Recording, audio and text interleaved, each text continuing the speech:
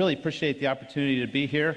I want to first explain to you how a medical doctor ended up on the stage here today. So let me give you a brief history. I did my undergraduate work at Brigham Young University, and my first semester in college, 6 weeks into the semester, I got a pretty bad case of mono. And so I was in bed in my dorm room for about 6 weeks, missed a lot of classes. The end of that semester, my grades were not that good. At the end of the first year, I went to the pre-med advisor because I wanted to be a doctor right from the get-go. And the pre-med advisor said, there's mathematically no way that you can get your grades up by the time you graduate to be competitive for medical school. So you need to find something else. Now, that was probably the first major mistake of my life, was let somebody else dictate my belief systems. But I was young and naive, and so I believed this pre-med advisor. And so I decided to study nutrition. And I got my bachelor's degree in nutrition, and the plan was to get a PhD in nutrition. So then I went to Ohio State University, and there I was working on, it was a 5-year PhD track. I was hired as the laboratory technician, so I was working in the lab, helping my fellow students get their master's and PhDs, and working alongside them, working on my own. About 3 years into that, I decided that I didn't want to spend the rest of my life working with animals and with test tubes. I wanted to work with people. And my belief system started to change. And the belief system was, I was doing well in graduate school. I thought I was competitive and I could get into medical school. So I applied, and I was accepted. And I told them, if you'll just give me 1 more year, I'll finish my PhD research, because the coursework had all been completed. Just give me 1 more year, I'll finish the research. I'll start medical school with a PhD in nutrition. I thought that'd be a great way to start medical school. Well, the research wasn't going well. And at the end of that year, I wasn't ready. I wasn't done with my doctorate. So I asked them if they would extend me for another year, which they said, sure, we'll hold your spot for another year. Kept working on the research project that didn't work. At the end of that year, I asked for another year extension. They said, sure. So to make a long story short, the third time I asked them for permission to extend me 1 more year, they said, no, you've got a decision to make, because we're not going to keep holding this spot. You either start in 2 weeks, or we're going to give your spot to somebody else. Now, at this point, I had spent 8 years in graduate school. I had 3 children and a wife. I was starting to accumulate debt, and I was thinking, do I really want to tackle a new career? But that was my passion, and so it was a very difficult decision to walk away from 8 years of graduate research without that diploma. I had completed all the requirements for a master's degree, but again, the coursework was done. I loved nutritional biochemistry. I loved drawing the structures in the electron transport chain and the glycolytic pathway and lipid synthesis. That all made perfect sense to me. But I had to walk away from that. So I went to Ohio State to medical school. Ohio State is one of the top 10 medical schools for primary care, and I wanted to be a family doctor. So I was very fortunate to go to a good school. I was trained, like allopathic physicians, to diagnose disease and treat it with medications and surgery. So when I got my medical degree, I then completed a 3-year residency at Grant Medical Center in Columbus, and that was one of the best training facilities, in my opinion, for family practice in the country. I've delivered over 80 babies, done 70 or more circumcisions. I've taken care of critical care patients in intensive care units. I've run codes in the hospital. I felt very well trained and equipped to go out and start a family practice. So I started, now if you add this up, this is 5 years of undergraduate, 8 years of graduate, 4 years of medical school, 3 years of residency. That's 20 years after high school. And intermixed in there, I did a 2-year missionary service to Austria. So I was 40 years old before I started my career.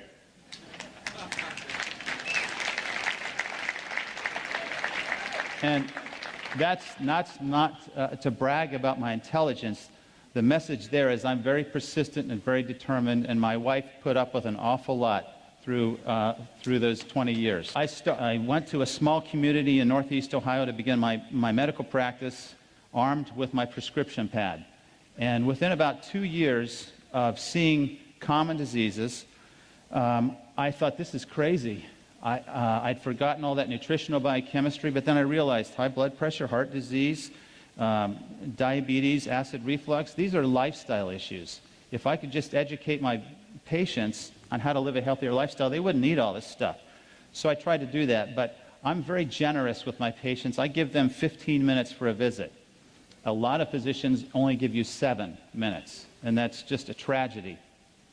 So my 15-minute visit with a patient was extending into 45 and 60 minutes as I was telling them about the nutrition and the exercise physiology that I learned. And before I knew it, I was an hour and a half behind in the office, and nobody was happy. So as a result of my desire to educate patients, I developed a program, a wellness program. It's a 12-week program, and it's about 6 weeks of nutritional information, 3 weeks on exercise, a couple classes on disease prevention, and it's really about self-healing. And this, I was fortunate to get a government grant to fund this through Health and Human Services. I'm really proud of this program. It's 12 weeks. We've had over 1,600 graduates of the program.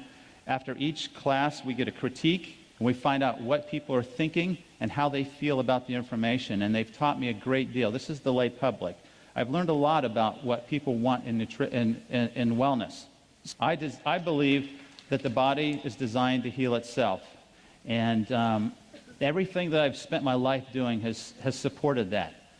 Now, this morning, I always get a little bit anxious before I'm speaking to a large group. This morning, I knelt down, and my prayer was, help me to help this group understand one thing, that you have a body that is a self-healing, miraculous temple, and that if you will take care of it, it will last you a long time and allow you to really live a full life.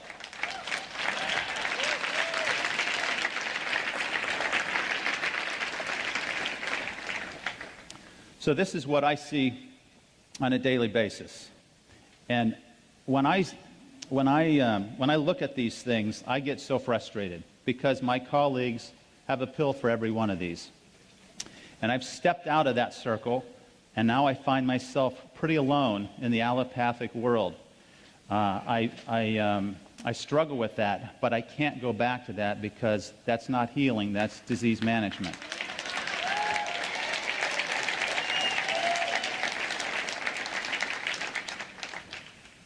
I think most of you know this. Heart disease is the leading cause of death. Cancer is number 2. You would have probably guessed one of those 2 to begin with. What do you think is the 3rd leading cause of death? Allopathic medicine. Well, right on. We are dangerous people. You need to stay away from hospitals and stay away from allopathic physicians. Now, I don't want to be too critical of my colleagues because they've invested a lot of time. They do save lives, but I think we've been misled, and I think it's the pharmaceutical industry that has misled us. Okay, so there's the leading causes of death. Now, if you look at how doctors and the healthcare system kills us, this is how it breaks down. Now, this is old data. This is 9 years old, most of these studies. And I can tell you that we've gone to a lot of measures to reduce these numbers. But the one number that we haven't really impacted is the adverse effects from drugs. I think as I'm in the hospital taking care of patients, and I will admit someone from a nursing home who's sick, the nurses will hear me say 3 or 4 times a week, it's a thought that comes out, what are we doing to these people? Because they're on 20, 25 medications. You take them off the medicines, they start to wake up. You measure their nutritional status, and you find they're very deficient. And so we have completely missed the mark in allopathic medicine. Let me show you how we're trained and what we do as a result of our training. We prescribe 20 billion drugs a year. The average number of drugs per visit is 2. 71% of office visits end up in a prescription, and the most frequently prescribed class is antidepressants. Now, you heard Dr. Allen talk about depression and brain chemistry. It's my opinion that about 10% of people who have anxiety and depression have a condition that medication has a role for. Most of the time, a healthy, balanced lifestyle will correct these problems. And in that lifestyle, of course, is the water. When I came across this slide, I was really upset. This is what the pharmaceutical industry is doing to all of us and to allopathic medicine. These are the big sales winners. Now, this is old data. It probably hasn't changed too much, but look at the profit margins that are made on these drugs. Now, I've highlighted in yellow drugs that are used to manage diseases and not cure them. These diseases, high cholesterol, acid reflux, depression, anxiety, high blood pressure, are for the most part diseases that a healthy lifestyle would reverse. And here we are giving them a pill for every condition. It's completely wrong. If you look at the expenditures, per capita healthcare expenditures in the U.S. compared to selected countries in 2006, you can see that we spend on average $6,500 a year per person on healthcare. In 1960, 5% of the gross domestic product was spent on healthcare. In 2007, it was 17%. 2017, it's predicted to be 20% of the gross domestic product on healthcare. So if we're spending that much money, are we getting healthier? Absolutely not. We are number one in responsiveness. We have the best EMS services in the world. We know we spend more money than anybody else. We rank number 37 in performance, number 72 in health, compared to 191 countries from the World Health Organization study. There's a problem here. This is terrible. We have to impact health in a positive way, or it will destroy our economy and destroy our health and our future.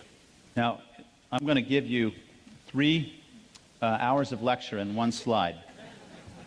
In 1900, we had the Industrial Revolution. And what happened was we were trying to feed people who were moving into cities away from the farm and the rural areas. So in order to do that, we had to find a way to preserve and prolong the shelf life of foods.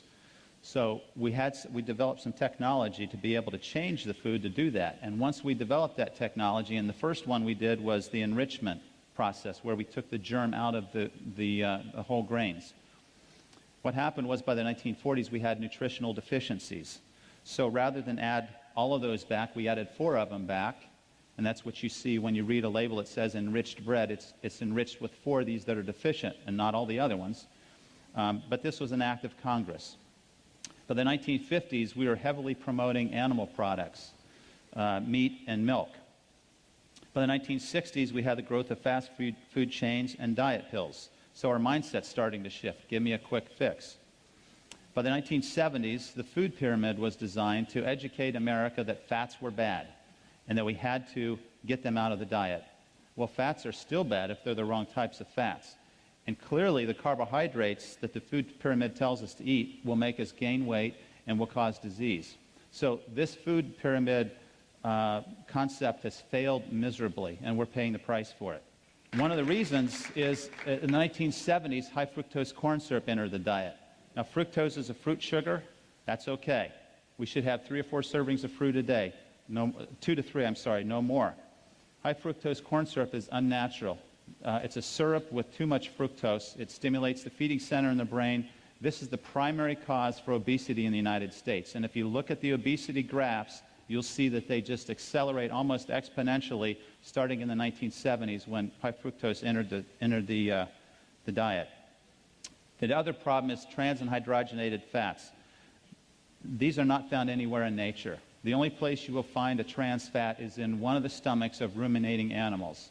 No other plant, microbe, species, nowhere else in nature do you find trans fats. And yet it's in everything we eat because it prolongs the shelf life of the foods. This is a leading cause for many cancers, diabetes, many chronic conditions. A real problem. But what's happened is food technology has forced us to change the food supply, and in my opinion, in my world at least, belief system, God has created these beautiful foods for us to eat, and we're trying to improve on what's already there, and we're failing.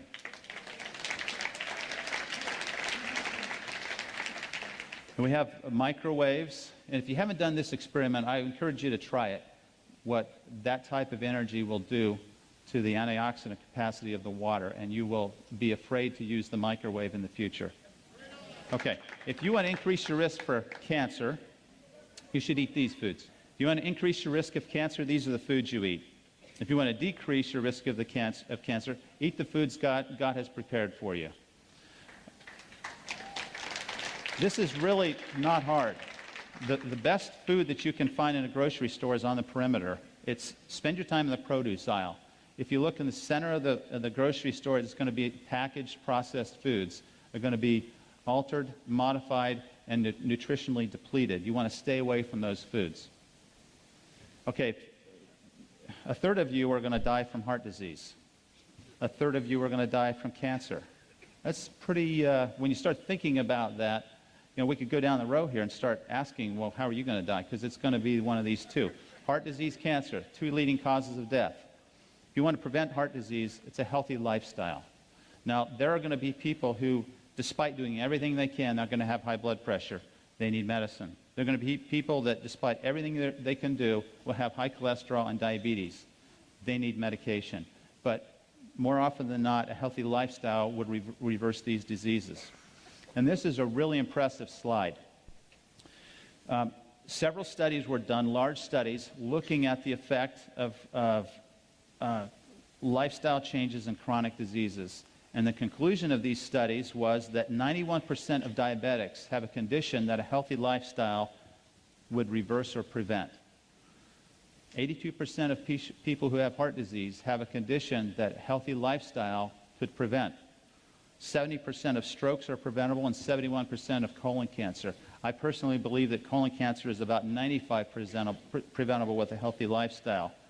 But yet, what are we doing? We're accepting that this is how we're going to live the remaining years of our lives, and it's a tragedy. Sometimes in our quest for wellness, we fail to see that we are the answer. Okay, here's what I believe. One of my core beliefs is that the body is designed to heal itself. We have all these systems that are there to help us take the nutrition in that we eat and circulate it, use it, and then excrete waste. It's a perfectly designed, well-orchestrated, beautiful, again, temple that we've all been given. A couple things about the cell that I think are absolutely phenomenal. It has its own unique machinery to repair and heal itself. Millions of DNA repairs occur every second in our bodies. Every day, 10,000 free radicals attack the DNA of every cell of our body. As it's sitting here right now, free radicals are trying to destroy you. But you've been given this beautiful temple that can heal itself and can find these, correct them, and repair itself. Each cell contains its own set of organs. They're called organelles. And there's a fascinating story here about the cells that I don't have time to go into. But it's a lesson of harmony, balance, order, and interdependence that can be applied at a much broader level, even for us as a human organism. The cells sense and respond to their environment. And the way they do this is through the redox potential. You guys know this. You're measuring ORP. The cells measure the ORP, and they respond. When there's a change, when it goes more positive, it signals an imbalance. It signals stress. And it initiates cellular repair. The cells communicate with and warn each other. And then finally, all proteins, lipids, and nucleic acid or DNA interact with water. So certainly, it's critical that you present it with the best type of water there is, and we all know which one that is. A couple lessons from nature. I think if you go out and study nature, there's so much that we can learn. Stress and recovery is one of the lessons that nature can tell us about. We're designed to adapt to short-term stress, not chronic. So the acute inflammatory response is to help us heal. Chronic inflammation causes degeneration, aging, and diseases. We want to stay away from chronic stress. And then examples of this lesson of stress and recovery is is the Earth. I look at the Earth as a living organism. And what does it do? It revolves, it has a rest period, and it has an active period. It's very predictable. There's a day and a night. We need to learn from that lesson. We need to get enough sleep. We need to exert ourselves in the daytime and recover in the evening. Then you have, as the Earth rotates around the sun, a full rotation is a year. We have summer and winter, and there's messages there on rest and recovery. Just as important as the exercise training protocol is the recovery protocol, and knowing how much recovery time you need and how to do that is absolutely crucial. So the question is, what type of stress and recovery are we doing now helping us have healing? So if you were going to fill in the blank here, our health is threatened by one process. What would you say? Oh, I've heard it. Okay. I'm going to say it's stress. So we need to talk about that for a minute, and I'm going to try to move on. This is the definition of stress. It's an imbalance of forces. Okay, so we have two types of stress. When we have an imbalance of these forces, you will have back pain if you're imbalanced in your posture. You will have all types of dysfunction if there's too much stress. This will lead to disease and dysfunction. However, if you have a balanced lifestyle, you will have harmony with natural laws, and you will be guaranteed healing and wellness. So we need to understand what stress does to us. Now, this stress can be, we can talk about this at every level. We can talk about this at the level of an atom, of a cell, of an organ, of a human body, and also as a community. And the concepts are the same. This is mind-boggling information, in my opinion. So I want to talk about oxidative stress because that's what pertains to what we're doing with the water. It is the mechanism of disease and aging. So oxidative stress is another way of saying free radical destruction. Free radicals are unpaired, negatively charged electrons or particles. They fly around the nucleus. They move at high speeds. They steal electrons from adjoining or adjacent atoms, and when they do that, they become stable, but they create an unstable atom in the atom that's lost its electron. This propagates itself in a very rapid, chain-like event, a nuclear reaction, you could say, in the cell, until there's a vulnerable endpoint where destruction occurs. These free radicals have a very short lifespan, a trillionth of a second, but that's just enough to cause significant damage. It's like a spark from a fire. And it was proposed in 1956 that this was the root cause of aging. But we haven't really paid too much attention to free radicals until just recently. So here's an example of a free radical. You have an atom that's stealing an electron. It's now stable, but now we've created an unstable atom. And it's going to react with another atom, and it's going to propagate until it causes destruction. Now, free radicals are all around us. Normal metabolism creates free radicals. Exercise creates free radicals. The microbes that are invading our skin and our respiratory tract and our intestinal tract, they're also creating free radicals. But that's okay, because what we're talking about is stress and balance. Our body is designed to handle that. If we do everything else right, we can handle these stresses. We have problems when we add additional stress from the free radical world in the form of air pollution and pesticides and herbicides, tobacco, radiation exposure. I would encourage all you women to look into thermograms as opposed to mammograms to reduce the radiation load.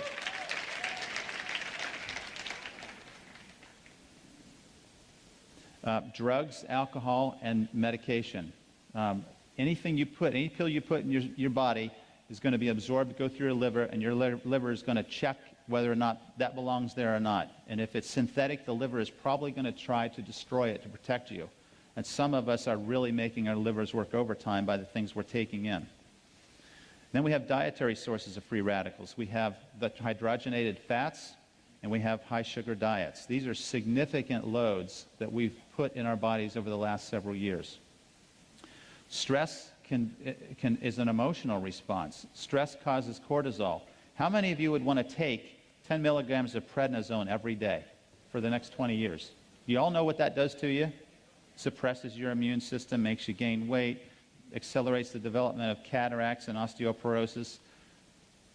But we get the same stress from cortisol, very similar molecule to prednisone, and if we have repeated stress, it can affect our bodies in much the same way. And then finally, injury and trauma can be sources of free radicals. So in the medical world, we don't say free radicals because we want something fancy. We say reactive oxygen species. And you have to practice saying species. That's a hard one. These are the terms that you'll see in the medical literature. These are the different types of free radicals. They have a positive oxidation reduction potential. They are oxidizing. There is some good that comes from free radicals. They are part of the immune process that is generated to fight off infection. If we're going to kill bacteria and funguses and viruses, we're going to use free radicals that our white blood cells generate to do that. So perfectly orchestrated, well balanced. Free radicals are a byproduct of ATP synthesis, which is what fuels every cell of your body. However, when we start putting the wrong things into our body orally, or we breathe the wrong types of things into our lungs, we have free radical exposures that can be very significant. One puff of a cigarette contains how many free radicals? Anybody want to guess? 100? A trillion? Well, I had to practice saying this. This is 100 million billion free radicals in one puff of cigarette. So how many of you want to take a puff of a cigarette now? I mean, this is one of the things physicians harp on their patients: stop smoking. But this is a tremendous burden to our health. All right, here's a really important point. So we have a free radical here on the right lower part of the slide. What we have on the top left corner is a specific molecule that has an extra electron. It can donate an electron and still remain stable. And when you have a molecule that can do that, it's a special molecule. We call it an antioxidant. So this stops the chain-like reaction and causes us to heal. Okay, so when if you look at the different types of free radicals, sources of free radicals, obviously I mentioned smoking. I mentioned alcohol, tremendous burden on the liver. I mentioned the foods that we eat, chemicals that we eat, ionizing radiation, exercise, and stress. But I don't have a pointer to show you this, but if you look at that cell on the left, you can see proteins, you can see nucleic acid, and you see the cell membrane. These are the end targets of destruction that free radicals will attack. And when they do, they change structure, they change physiology, they change our health. So some of you have seen this before. We have a 24-year-old who is aged twice as fast as he should because of free radical exposure. When you meet somebody that says, yeah, I just had a birthday, I'm 54, and they look like this, automatically you're thinking, wow, why do they look so old? What did they do? What's happened? And the things that will come to your mind are, there's a smoker, there's an alcoholic, there's somebody that's a sunbather, there's somebody that's had a lot of stress in their life. And guess what all those represent? Free radical burdens over a lifetime. We really need to think about this. Now, I feel like I can explain a lot of the things that I've seen in my patients who have started drinking this water. I haven't seen any studies on many of these, but this makes sense to me. Collagen is a protein. When you damage collagen, the protein is inefficient, and now you lose elasticity in your skin, and guess what you get? You get wrinkles. When you damage the elastin in a blood vessels stretch and contract. When you damage that protein, elastin, it won't stretch anymore. And as the blood squirts through that tiny opening, it doesn't stretch. Guess what happens to the pressure inside the artery? It goes up.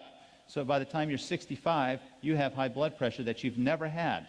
And you say, I don't believe I've had it, doc, because I've never had a problem with it. Well, after this many years of this type of lifestyle, you're going to have free radical destruction of that protein, and you're going to end up with hypertension. 2/3 of Americans who are senior citizens have this. When you damage the intimal lining of the arteries with free radicals, this is one of the propagating events of the atherosclerotic plaque. When you damage the DNA, you can have mutations and inefficient repair processes. You can also damage the insulin receptor, which is a protein that sits on the surface of the cell.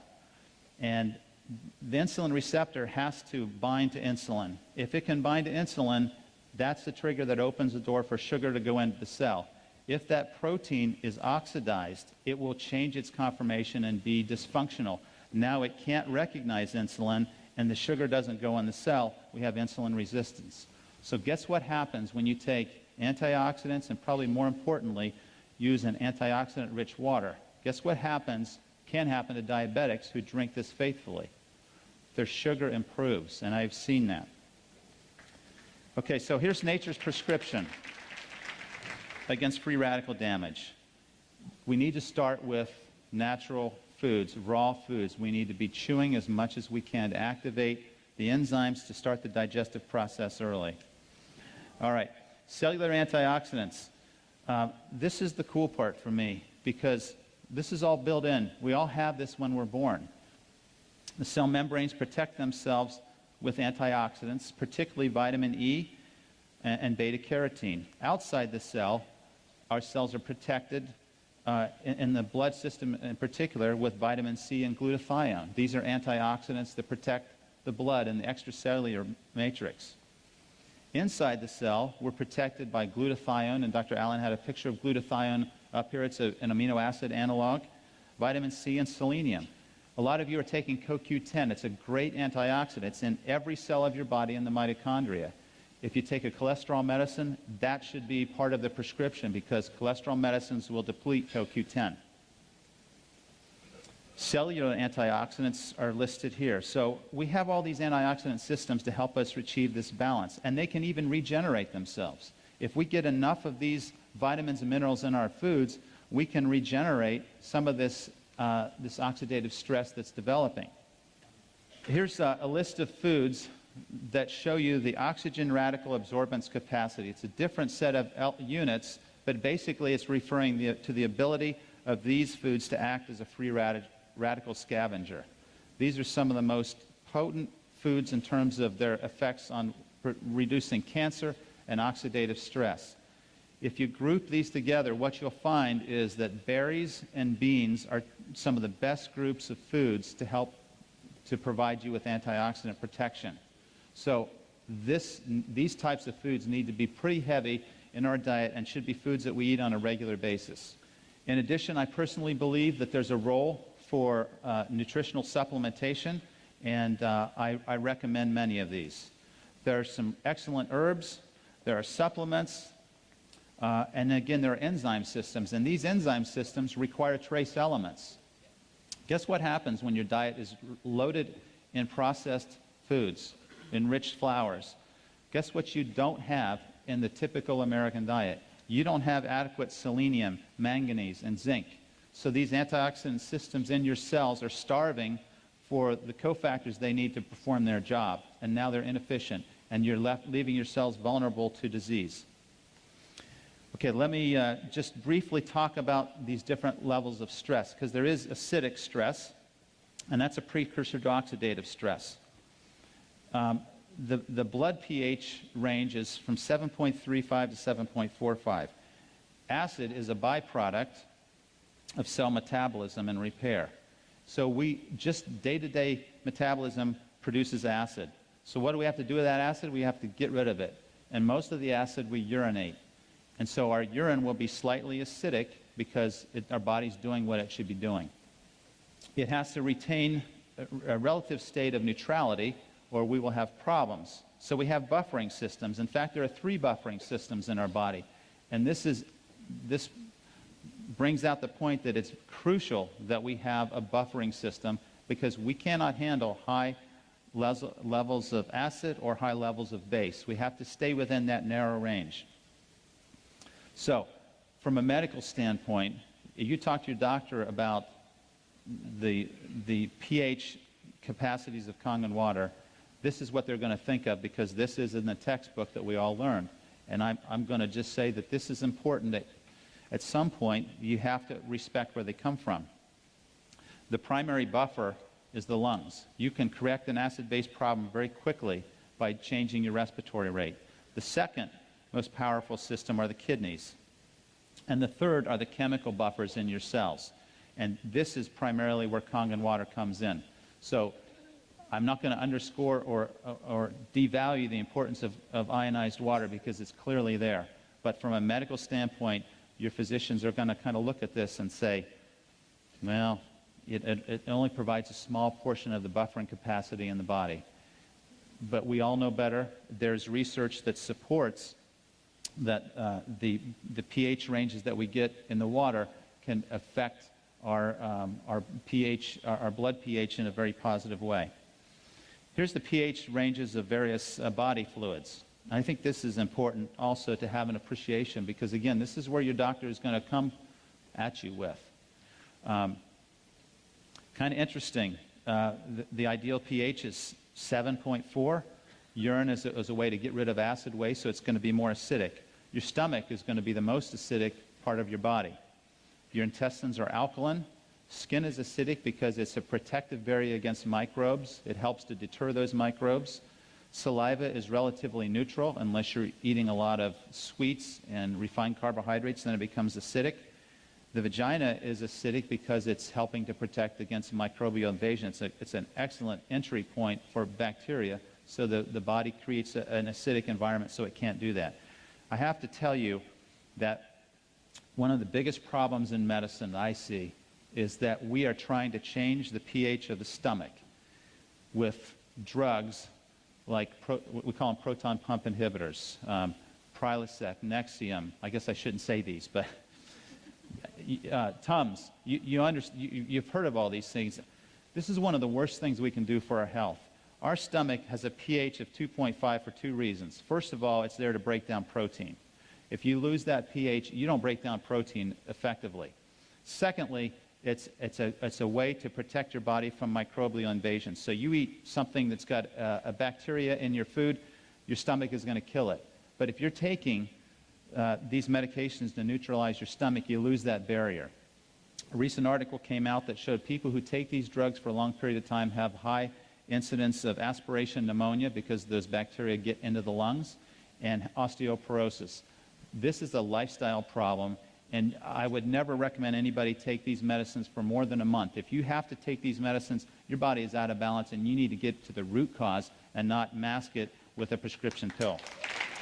We have these acidic loads. So chronic states of acid reflux, or chronic acidic states. Just a couple of examples. Dr. Allen had a graph similar to this. The alkaline foods are the foods you get in the produce. These are the foods you grow in the backyard. These are the healthy, natural foods that have been here forever on this planet.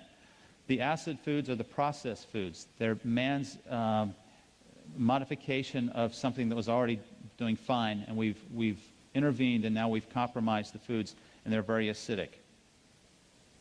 This is a nice summary. When I first, in my wellness class 2 years ago, I had a lady who said, you know, I really like all this stuff. You really need to learn about ionized water. And I just said, oh, brushed it off because I thought that's kind of crazy. Every week she would say, we're having this meeting, you really ought to come.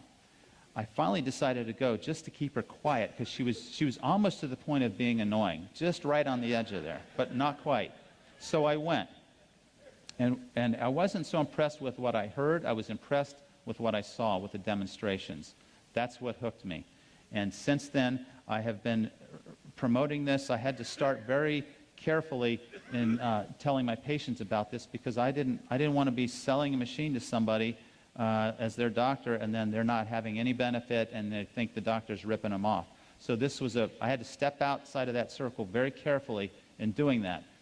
Fortunately, I have some friends here. Actually, they're patients of mine. And John and Pat. Would you guys stand up? John and Pat Beadle. There you go. Thank you.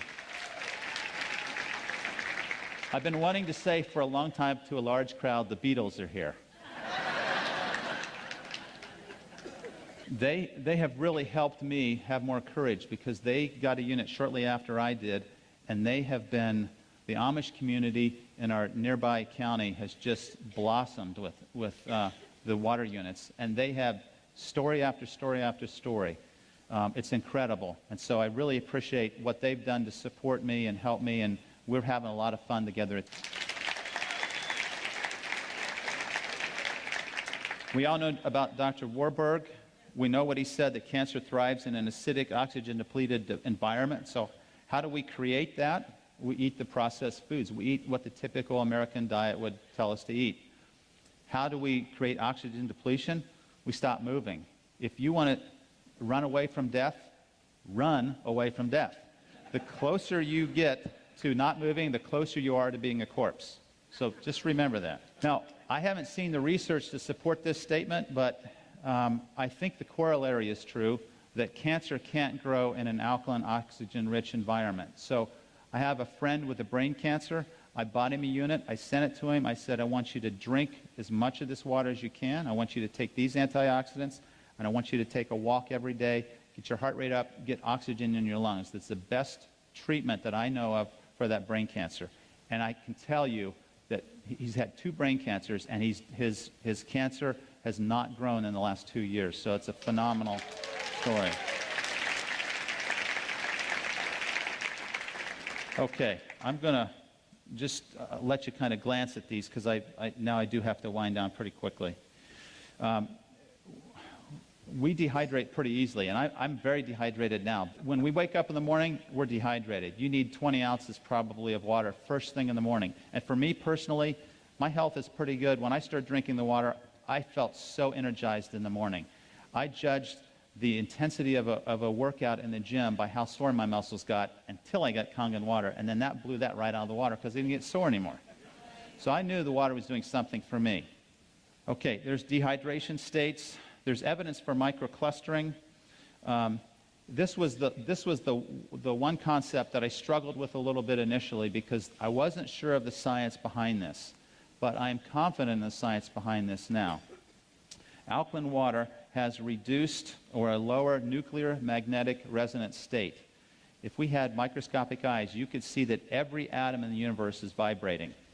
When you energize this water, you change the vibrational state of the water molecule from a high resonating vibration to a lower resonating vibration.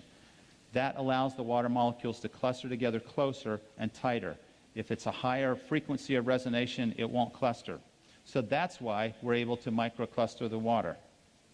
Okay, so let's see. Lower surface tension, we can measure this. And again, this is reported data. So for a physician who likes to see the evidence, it's there. Here's the hexagonal or ionized water. So this is the frequency of those vibrations. A much lower frequency, the molecules can, because they're polar, they can get closer together and cluster. Okay, we all understand the chemistry. Let me just try to skip to the end here. We talk about the ORP. Okay, there's evidence of internal benefit. And I don't know if this, I think Dr. Allen alluded to this article earlier, that electron-rich water has a high pH and significant ORP, and it has been shown to protect the DNA from damage due to free radicals. Here's an article on the anti-cancer effect of water where they injected mice with melanoma cells. Melanoma is a very fast-growing cancer of the skin. They injected it into their bellies, and under their skin, they gave one group alkaline-rich water, another group tap water. The alkaline-rich water had very slow tumor growth rate and virtually no metastases. So this would be one of my first-line treatments for someone with cancer. Electrolyzed water, let me skip this one. This one talks about its ability to improve diabetes. And for those of you who are trying to provide support to medical people, if you'll go to pubmed.com, that's short for Publish Medicine. So pubmed is .org, not .com. Pubmed.org. You can find these articles there, and you can arm yourself with abstracts to show them that there's evidence. It's all in the Japanese and Korean literature, though. Here's another one that shows its effect on diabetes in mice. There's one on, let's see. Oh, here's a neat one. If you ever have a rat that's drunk, if you give them ionized water, they get over their hangover really quickly. That's toxic to the liver. This is powerful. I think Dr. Filzer is talking about this on the video. this is a very strong study that showed that some of the three of the most virulent and dangerous bacteria can be killed with the oxidized water with a high acid content. In other words, low pH. So if the pH is 2.5, it has to be below 2.6, or it doesn't have this bactericidal or bacteria-killing effect on the cells.